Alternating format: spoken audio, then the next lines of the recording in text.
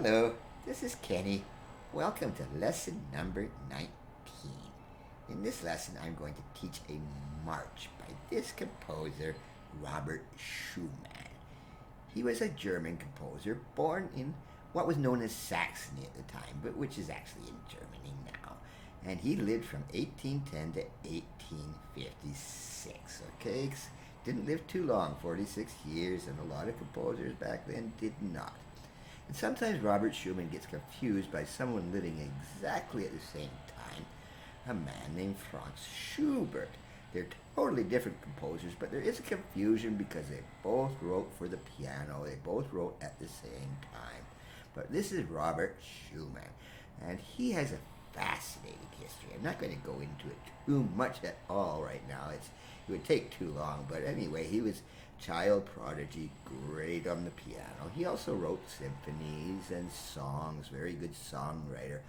But at the end of his life, he kind of went a bit insane too when he died young. He actually tried to throw himself into a river once near the end of his life, and some bystander just saw him jump in the river and picked him out, and he survived for another couple of years, but he was a little bit cuckoo at his time. But he had a fascinating history. He had a wife, okay, and her name was Clara Schumann, and she was an equally gifted composer, very famous composer at a time when women composers were not that common, and she too was a fabulous piano player. But they also had a really good, much younger friend that actually kind of fell in love with Clara Schubert, and his name was Johannes Brahms, who turned out to be a much more famous composer than either Clara or Robert Schumann. This is a young picture of him. You might have seen pictures of Brahms with a big bushy beard in his later ages, but he was a young man at one time, and he was a friend of the Schumanns. Okay? But anyway, this is about not Brahms or Clara. This is a piece written by Robert. Now, what I want to mention here, though, is Robert Schumann came from an era known as the Romantic era. All right? And it is an era, it was in the early 1800s, about till the mid 1800s, and this is an era in music, in art, in literature, and you don't want to think of the romantic as love stories and lovey-dovey stuff, and not romance as in that sense, but they were focusing on the forces of nature and the supernatural and emotions, and there is some really strange, lots of composers, Liszt, Berlioz, Weber, they were writing very strange pieces. And one of the things that came out in the Romantic era is program music, which meant that there were stories to pieces. Every piece told a story, which was not the case necessarily with Mozart or Beethoven. They were just pure music. So when you think of the Romantic era, there's always a little story to go along with it. Now, having said that, though, this piece that I'll be teaching really doesn't have much of a story to it. It is actually a march. And you probably know a march is most often related to military, okay? And that's another thing of the Romantic era. It was a period of nationalism.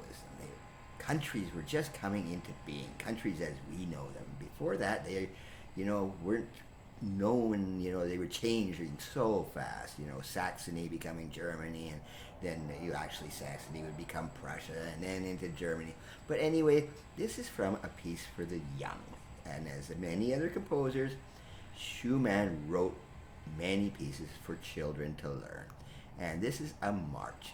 And now I will teach it to you, but before I teach it to you, as always, I will play you Schumann's Soldier's March from the album for the very young.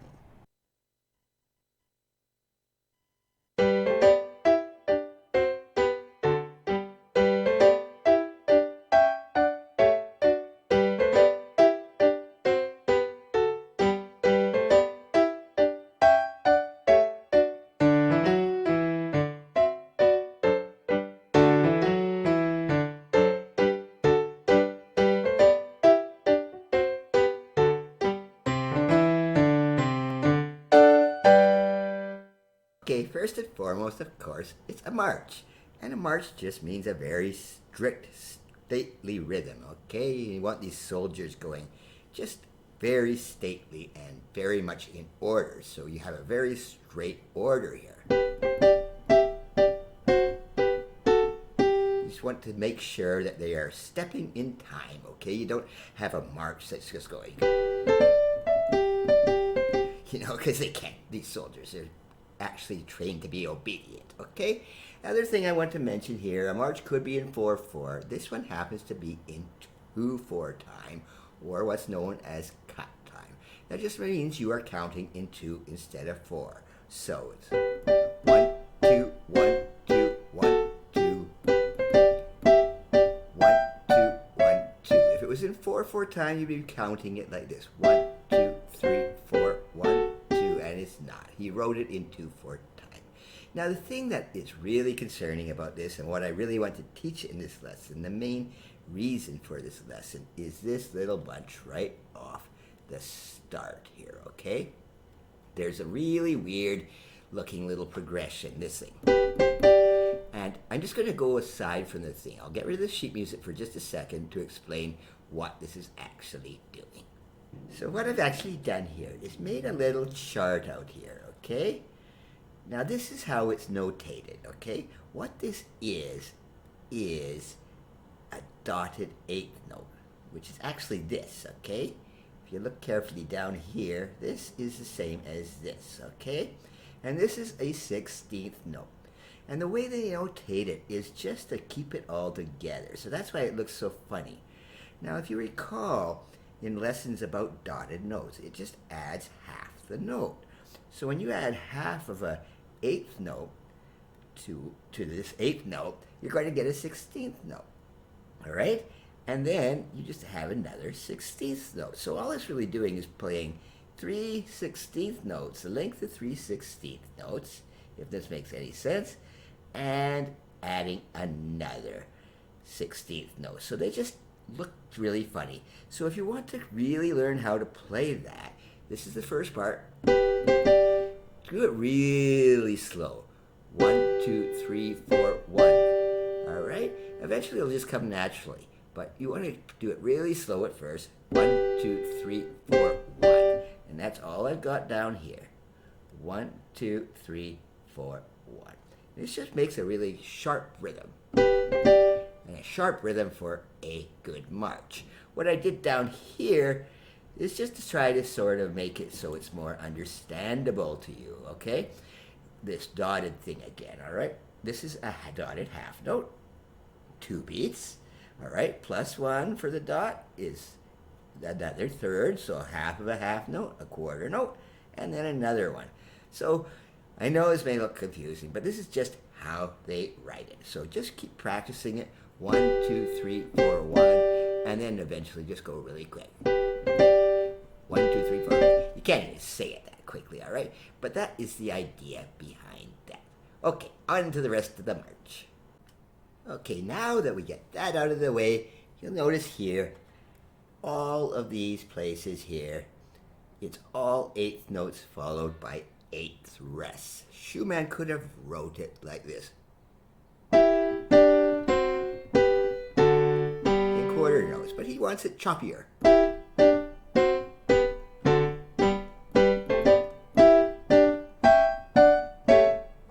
To make it really, really very obedient, it's very strict rhythm for these soldiers to dance for. And these are album from the young, by the way. This might be young soldiers too, tin soldiers. It doesn't really matter.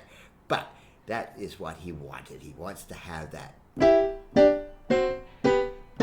really choppy rhythm. The fingering in this, I didn't write any fingering in the sheet, which of course you can find in the comments below, as always. All right?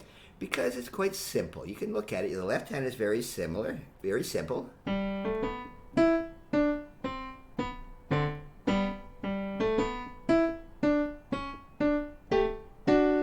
This is in G major. It's a very simple key. You're used to this by now, okay? And it's just a very rhythmic thing. And just keep practicing. As always, practice slow.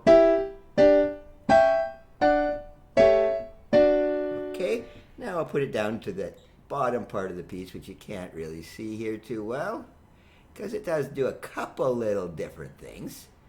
All right.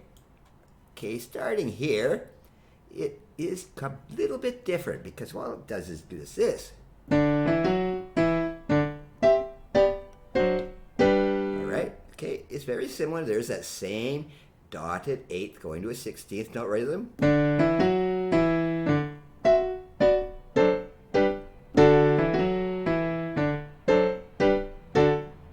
But nothing really is changing very much until the very, very end here. Let's just see if I can push it up. There's one bar that got off there. All right, right near the end, here's the very same thing, the starting rhythm here. Okay, and again with the left hand. And then he just ends it really funny here. There's that same rhythm there. Just ends like that. Okay, it's a kind of a funny ending. It sounds like you'd be missing some stuff, but no, but there's that same bloody rhythm again. Okay, so you just get a nice sharp piece. Again, practice slowly, practice it separate hands, all right? But just have fun with it. Okay, on to our technical lesson of the day, which is not very new, but I will explain it to you very briefly here. Now, as I said, this is not a new scale, all right? You've played this before. The G major scale, 1 sharp, okay? That's in the key signature, 1 sharp. That means it's G major. Could be E minor too. Yes, you know that too. All right? But then I got it a little more complicated. I got you to play them both hands. Okay? And then I went one step further and told you to go 2 octaves.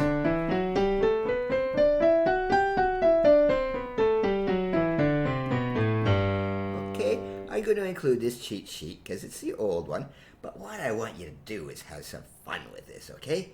Go 4 octaves if you can, if your piano is big enough.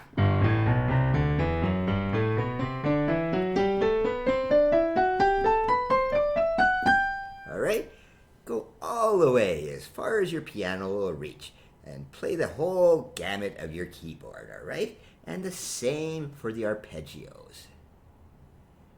Okay, remember here, these arpeggios. Basically a chord, but you play them separate notes. Now I want you to go higher. Just make it more difficult. Instead of 1 octave, go 2.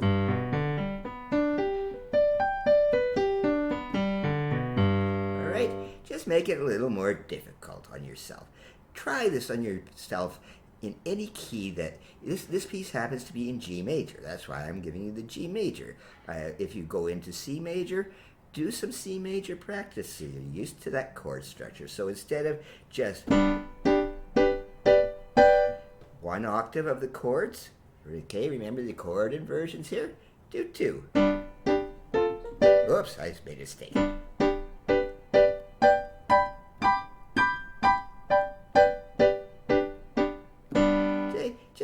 Make it a little more difficult. I didn't change the sheet music for that because you can figure it out yourself. If you know 1 octave, you can go up another. I cheated, that one was in C. But just make it a little more challenging is that's the word.